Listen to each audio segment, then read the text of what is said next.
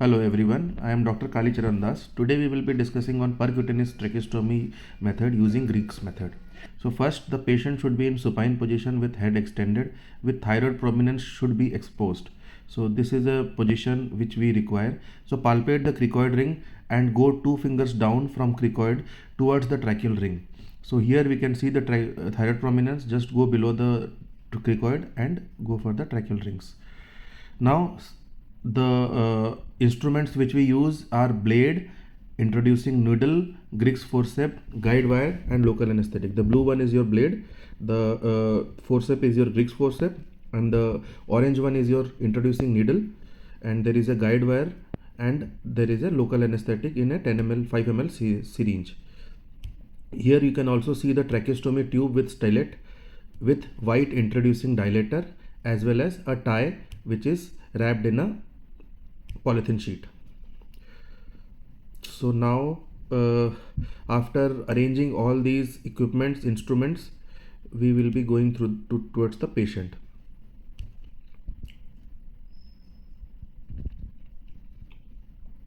Just for a recap, tracheostomy tube with stylet, white introducing dilator, tie. So now you paint and drape. Painting is very important. Painting of the part of neck is very important. It should be thorough and using all the antiseptic precautions. Now give some fentanyl or midazolam with muscle relaxant before the procedure starts through central line. This patient had a central line, so we gave some fentanyl and muscle relaxant before the starting of the procedure. So now we palpate with your 2 fingers either above sternal notch or below the cricoid cartilage. So here our 2 fingers is just above the sternal notch.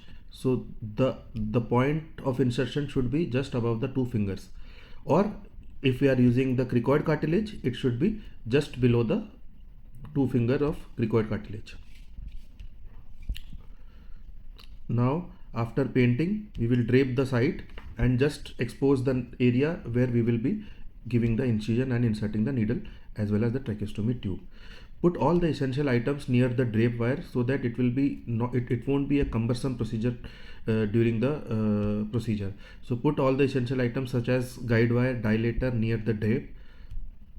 So it will be logistically easy and ergonomically also very compatible. So now again palpate through the sternal notch. We are using sternal notch as a landmark and we are palpating the area of insertion. Now in my right hand I have a local anesthetic, so I'll again palpate, then hold the trachea through my other hand. It is very important to hold the other hand to trachea to stabilize the trachea. Now we will apply the local anesthetic on the area of insertion. So here I am applying some local anesthetic. 1 to 2 ml is enough. So I am just applying 2 ml of 2% of lignocaine with adrenaline, because there is a risk of bleeding, so it decreases the bleeding. So I have given lignocaine with adrenaline. Now I will just spread it throughout the area so that it spreads out and it won't distort the anatomy, and the action of local anesthetic also comes easily. Now we get the bronchoscope ready before the incision. So our bronchoscope is getting ready and we have to insert the bronchoscope through the endotracheal tube. So we have to see where should be our location of incision. So the other person is actually holding the bronchoscope and inserting through the endotracheal tube and seeing the image in the screen. So now we have confirmed our location of area of incision. Now I'll again hold the trachea with the other hand and give a horizontal incision on the landmark. You have to hold the trachea all the time. In every step of procedure, you have to hold the trachea. So now I have given a small horizontal incision of concern in the neck. Now through the incision site, I'll insert the introducer needle. Remember, before insertion, ask the person on the bronchoscope to see whether the site of incision is okay or not. Now keeping the cannula inside, trachea should in the trachea, remove the needle. So again recheck the air bubbles, if air bubbles are coming or not, it is very important to recheck again when the cannula is left inside. Now we will insert the guide wire through the cannula.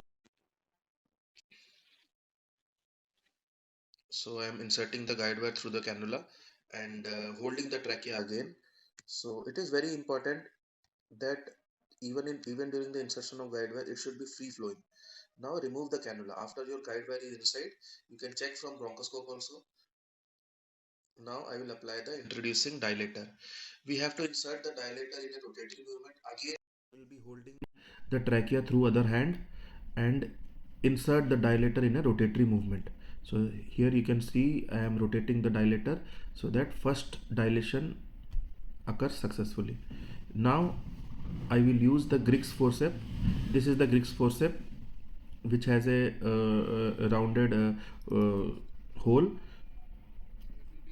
so it will be going through the guide wire. Now I will be dilating through Griggs forceps. Again I will hold the trachea through my hands and dilate through Griggs forceps by opening it in first horizontally, then vertically. So in both angles I have to dilate it so that it will dilate normally.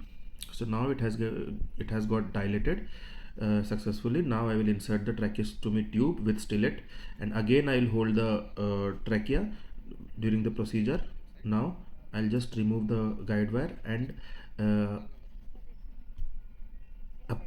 attach the ventilator to the tracheostomy tube's site and inflate the balloon and see in the ventilator whether the tidal volume is delivered or not. Here in our case the tidal volume is getting delivered adequately. Now again I have to recheck. See here the tidal volume is around 434 ml, so it is quite normal. So now again I have to recheck it through fiber optic. So I will insert a fiber optic inside the tracheostomy tube. I'll just insert it inside the tracheostomy tube. Now I can see the trachea and the carina, so I am quite okay that this is in right place. Now I will just clean the area. And so now we will be discussing about percutaneous tracheostomy using a blue Rhino dilator. Instead of Griggs forceps, we will be using blue Rhino dilator. Here you can see a Cook's blue Rhino dilator. So it consists of a curved hemostat, a blue Rhino dilator, loading dilators, and few introducer needles, introducer dilator, and scalpel. Or it also consists of a guide wire. So now coming to the procedure, painting, draping, positioning is similar to what steps we have done before. We won't be discussing it now. Now again we will be holding the trachea before any step, because holding the trachea keeps our things inside the trachea rather than going in the false track. So now we will be holding the trachea and give a horizontal incision through the scalpel. So here we have given a horizontal incision holding the trachea similarly before what we have done, and the landmark is similar. Now we will be pressing the incision site because some bleeding was there, so we can press it for a few seconds. In the meantime we can arrange our guide wire there, and once the bleeding gets stopped or the flow gets decreased, we'll just insert the introducer needle with the syringe intact. So we will be introducing it through 90° throughout the incision site. We will slide the introducer needle with syringe gently by gentle suction. So we will be going through 90°. Now once it gets inside and bubbles comes, that means it is a confirmation that the needle is inside the trachea. Now we will just remove the syringe. We are removing the syringe here, and also we are removing the inside needle. So the cannula is again inside the trachea only. Again we have to confirm whether the cannula is inside the trachea or not by using the similar air bubble method. Now we will be inserting the guide wire through the cannula inside the trachea. So here we are gently sliding the guide wire over the cannula inside the trachea. It is going very smoothly. There is no resistance yet. We will be stopping once the resistance comes. Here you can see our hands are on the cannula. Now resistance has come, so we will be stopping here, and then we will be removing the cannula. Now the guide wire is inside the trachea. So now first dilator will be going inside, similar to the Griggs method. So the introducing guide wire is going, and we are dilating it in the rotatory wise. We are giving some rotatory pressure to the area, and it got dilated. So now first dilation is done. Now instead of Griggs forceps, we are using a blue Rhino dilator. So this step differs from Griggs method. Here we will be dilating the channel with a blue Rhino dilator. It consists of another white catheter inside. We hold the dilator with the fist so that more force can be generated. Now it will be going. The motion should be like a clean stab. It should not be a rotatory motion. It should be a clean stab motion. Remove the blue Rhino gently without displacement of the guide wire. Make sure that guide wire doesn't displace. Now we will be removing that white catheter from the blue Rhino also. Now we will be inserting the tracheostomy tube with the stellate. It is similar to the tracheostomy tube which we have seen in the Griggs method. So now we will be putting the tracheostomy tube inside that dilated channel through the guide wire. We will be sliding the tracheostomy tube through here. Also we have hold the trachea when we have inserted the tracheostomy tube, so that it won't go to a false track. Many a times this happens, so always make sure that your one hand should be on the trachea.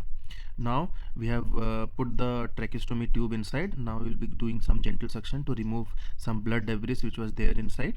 So just a gentle suction was done.